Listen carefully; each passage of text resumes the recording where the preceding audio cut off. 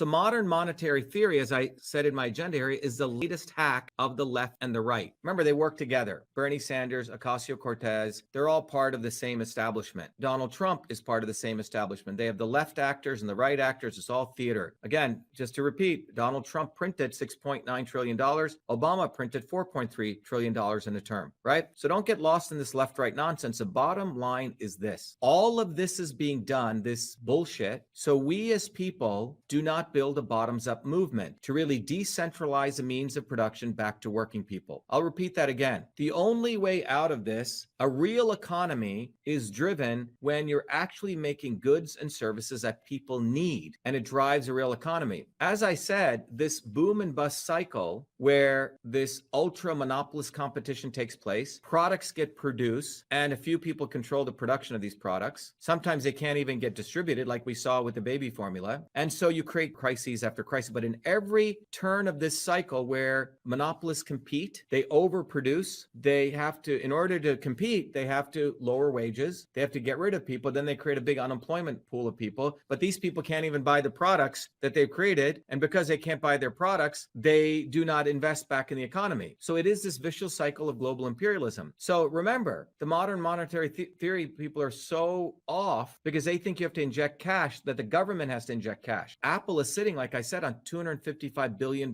worth of cash. Why isn't Apple injecting cash into the economy? Think about it. Why? Because their concept of growth, which is real growth, is divorced from the reality of what's actually going on. Because their sense of growth is to maximization of profit. You sweatshop pay people in China, and if you can't do it there, then move it to India. It has nothing to do with real growth, which is meeting the needs of people. It's not a real GDP, it's a fake GDP. So if you look at back at 1920 and you look at today, there's a lot of lessons to be learned. Go back to 1920. And by the way, I encourage everyone to go to vashiva.com/join. We have a curriculum. I'm giving you just pieces of it today that educates people, because we need to build a movement. And a movement cannot be built until we understand the historical basis, until we understand there's a scientific way to build a movement. But if you go back to the late 1800s and 1900s, movements were building bottoms up. And those movements were really about building decentralized economies where working people controlled, because working people are the ones who produce these real commodities, real value. And as those movements grew, by the 1920s and 30s, those movements were on the precipice of gaining immense power. And that's when the elites were so afraid of serious changes, they had the not so obvious establishment.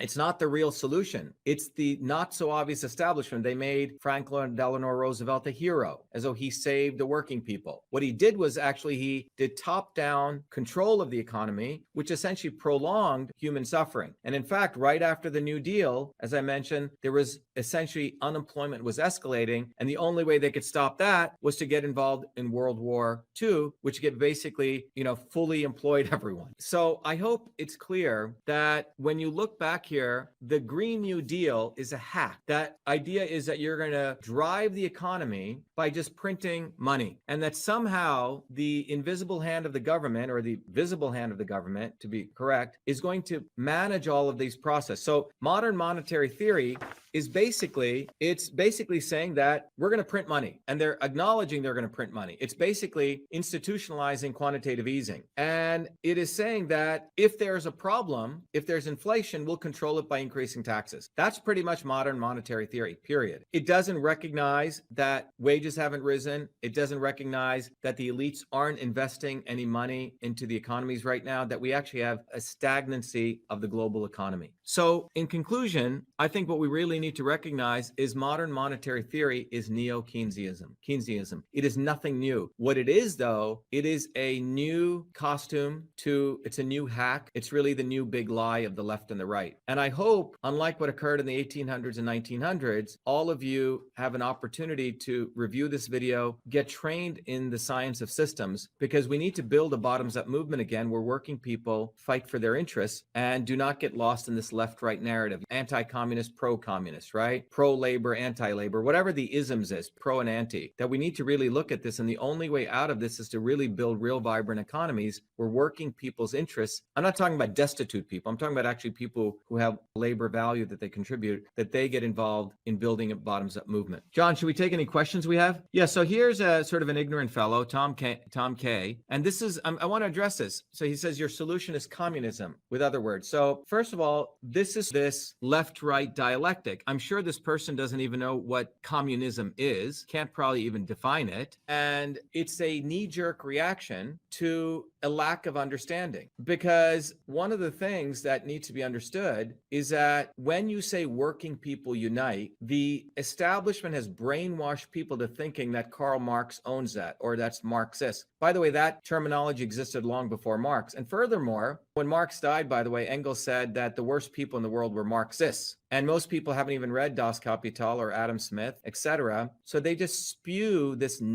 garbage. Oh, that's communist, that's socialist, that's fascist, etc. without really ever understanding this. And this is how the left and the right control people, through absolute ignorance. But we need to eliminate these isms, these categorical statements, and look at things as they are, not what we want them to be, and not essentially spout these reactionary statements. We're not talking about communism. We're not talking about socialism. We're not talking about capitalism. What we're talking about is understanding that working people ultimately produce value. Now, if you want to call that communism, you can call it that. If you want to call that capitalism, you can call that. But neither of those categories fit it. It basically says that labor produces things. And this was part of a historical movement that's existed beyond left and right. And value comes from the production of goods. And when that's divorced from that, you have fake economies. This has nothing to do with socialism or communism or capitalism or fascism. Any other question, John? Money used to be backed by gold. Yes, Jeffrey Dugan says that. Yeah, so Jeffrey, we talked about that. There was a time, it's not just backed by gold, and we need to get this clear. There was a time when if you looked at the sum total of commodities, the commodity exchange, the economy, the value of that economy, money reflected the value of that economy. So if you had an ounce of gold, it actually reflected the purchasing power of something in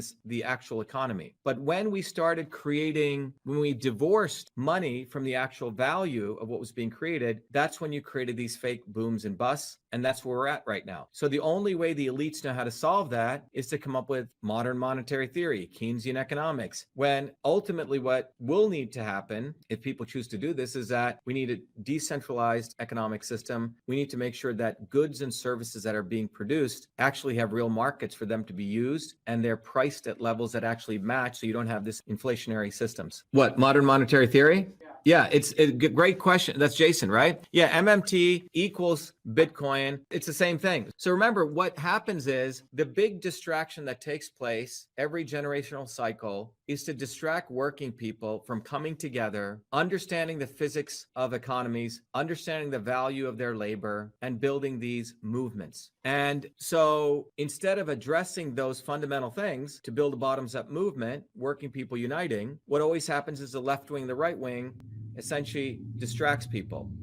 And that distraction, typically the latest distraction, is they can't even understand their model of imperialism. So then they say, we need to have government get involved. So it's not about resolving this from supporting a bottoms-up movement, decentralized. It's about centralizing it top down. That's what modern monetary theory is. And what's ironic about Bitcoin is Bitcoin really doesn't understand what money is. So they think money, the real issue with money is, oh, if everyone could make money, create money, which is mine. By the way, not everyone can create Bitcoins. That too has become centralized. If you look at who can afford the computing, who can afford the energy to do mining, it's a few set of people. So Bitcoin is highly centralized, but they have the erroneous theory that money is something that is a function of who creates it, which is not that different from the MMT people who said, oh, the state creates money. So neither of these people really understand, have divorced the essence of what money is, value that's related to a real economy, and they've made it some fiction. What's next, Sean? NFTs, some people may know, are ways to monetize on, it's a very interesting, it's really ultimately, I don't consider NFTs that different than a contract. Again, it's a neo version of a contract because you're saying that you can own a digital asset and you can monetize a contract. NFTs, the Bitcoin model, in many ways are divorced from the real issue of what actually creates value. I'll do a whole video if you want on NFTs. We can go into Bitcoin, but today's goal that I wanted everyone to really take away was I wanted people to really understand that the elites are getting ready to shove down people's throat modern monetary theory. And they're going to be doing a big sales job. And the big sales job is that, hey, we need to print money. And the government will figure out how to print money for good projects, and don't worry, the government will take care of inflation. But either thing that they do is actually divorced from real market economies. Go ahead, John. Matt Lucian says MMT is not popular. You're crazy. I hope doesn't become popular, Matt. I'd be very happy. But if you watch what's going on and watch it carefully, if you don't want to call it MMT, I would just ask you, Matt, what was Trump's printing of $6.2 trillion? That was following modern monetary theory. What was Obama's printing of $4.3 trillion? What do you call that? And in 1 year, Biden has printed $1.5 trillion. This is MMT. MMT has been in full scale since 2008 when quantitative easing started. MMT and quantitative easing are the same thing. They've just put a nice big thing on it called modern monetary theory. But after the banks collapsed, Obama printed 4.3. Trump comes into office. You had a black guy print 4.3 trillion. Then they needed a white guy to manipulate the American white working class. So he printed $6.9 trillion. No racism involved in here. The point is that a lot of people, working people, voted for Obama, and then he screwed all of them by saving the big banks. So they needed someone to manipulate the white working class because they'd given up on Obama. So Trump comes in, but ultimately Trump printed $6.9 trillion. That is modern monetary theory. That's what I want people to understand. We are in full force with modern monetary theory. So when people say, oh, Biden created inflation, it's stupid. You can't create inflation like in 1 year. Trump printed $6.9 trillion. That was 4 years ago. And Obama printed $4.3 trillion. Sorry, Trump printed $6.9 trillion.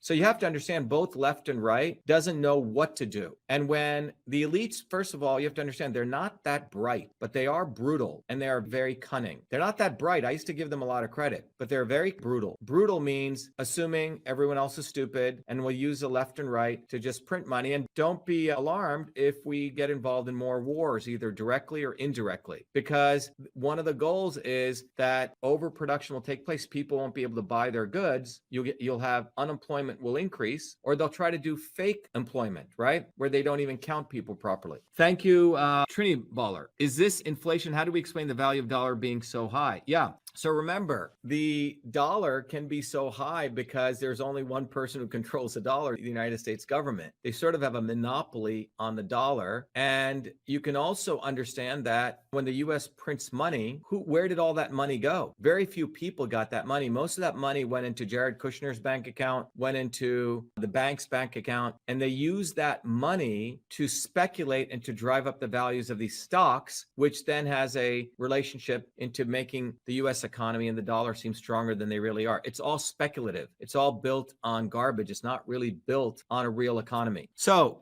anyway, I hope this was valuable. And this, as I mentioned, tonight, those of you who want to ask questions, please join us. I'll be doing at 8 p.m. We already did the one at 11 a.m., but at 8 p.m. EST, you can go to vashiva.com/orientation. You'll be given a link. But we really want to invite all of you to recognize that, I've railed on MMT. I've given you a quick history lesson, but the ultimate goal is we need to build a bottoms-up movement. And how do you build that movement? The movement needs to begin with a basis in universal laws. Engineering systems theory offers us that basis. And we can go around, we can, as working people, be in that vicious cycle and lose, wages keep going down, or we can understand how to get out of this. And how we get out of this is to have the right theoretical framework to understand how change takes place. And one of the key things that we've done is we've taken the laws of thermodynamic theory, we've taken the laws of Eastern and Western medical theory and political theory and put it together to have a foundational basis that we can use to build a bottoms-up movement. So I hope everyone,